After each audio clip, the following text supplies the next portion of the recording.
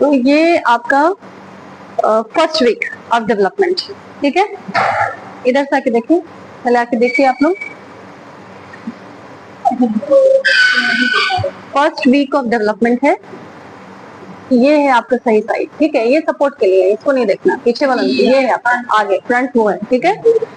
Front जो है वो आपका, जब भी एम्ब्रियो को हम देख रहे हैं डॉर्सल एस्पेक्ट से देख रहे हैं, ठीक है। तो वो एमनियोटिक ट्रैक्ट खुला हुआ है, डॉर्सल है। अब एमनियोटिक कैविटी बन जाती है, ठीक है। एमनियोटिक कैविटी बन गई तो ये आपका dorsal aspect of the embryo है, ठीक है। आपने उसको रिमूव किया, आपको इसमें दिख रहा है जो ये है प्रोकॉर्डल प्लेट, ठीक है। प्रोकॉर्डल प्लेट दिख रहा है। वहां पे क्या होता है, प्रोकॉर्डल प्लेट पे क्या है, जो दो लेयर्स बन गए हैं वो वहां पे ज्वाइंट है। वो आपको प्रोजेक्टेड थोड़ा सा थिकन पार्ट दिखता है क्योंकि वो दोनों ज्वाइंट है, ठीक है। ये वो रीजन है जहां पे मेसोडर्म नहीं जाएगा, ठीक है। तो जो रीजन हैं बॉडी के, this is one of the region जहाँ पे नहीं जाएगा मेसोडर्म। कौन सा मेसोडर्म? इंट्रा एम्ब्रियोनिक मेसोडर्म, जो कि थर्ड जर्म लेयर है, ठीक है। जो अभी नहीं बनेगा, वो थर्ड वीक में बनेगा, ठीक है। तो ये फर्स्ट वीक की हम बात करें, अभी फर्स्ट वीक में ये सॉरी आ गया, ये सेकेंड वीक में आ गया, not the first week, second week में ये आ गया है, ठीक है। फर्स्ट वीक में तो आपका इम्प्लांटेशन वगैरह हो रहा है, तो 7 डेज तक आपका implantation, that is the first week. Second week में आपका जो है ये बन जाता है दो लेयर। तो 2 लेयर बनने के बाद ये जो प्रोजेक्शन है दैट इज अ प्रोकॉर्डल प्लेट, क्योंकि ये बहुत पीछे की तरफ नहीं है, ये आगे की तरफ है ना। और प्रोकॉर्डल प्लेट बिल्कुल एंड पे नहीं होगा, क्रेनियल एंड पे नहीं हो, it is nearer to the cranial end. Never say it is at the cranial end, it is nearer to the cranial end. अच्छा, अब आप ये सवाल कर सकते हैं कि why I am saying this is the cranial end, because जो शेप ऑफ द एम्ब्रियो है वो पियर शेप है, ठीक है। रफली 16 to 18 डेज में ये पियर शेप हो जाता है एम्ब्रियो, ठीक है। स्फेरिकल पहले तो गोल था, मोरुला था, बॉल जैसा था, फिर ये स्फीयर शेप हो गया, ठीक है।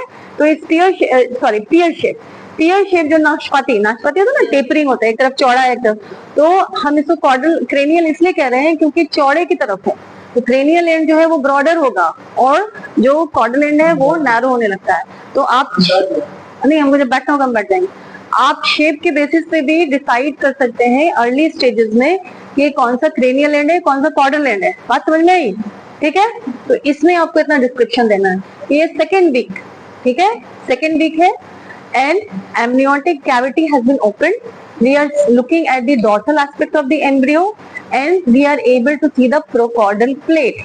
Exam में पूछे कि why procaudal plate? Because it is nearer to the cranial end. Why do you say this is the cranial end? Because roughly in the second week, roughly around 16 to 18 days roughly, ठीक है। एकदम fixed नहीं होता है कि एकदम 16 ही day होगा, 16 to 18 एक रेंज होता है, ठीक है।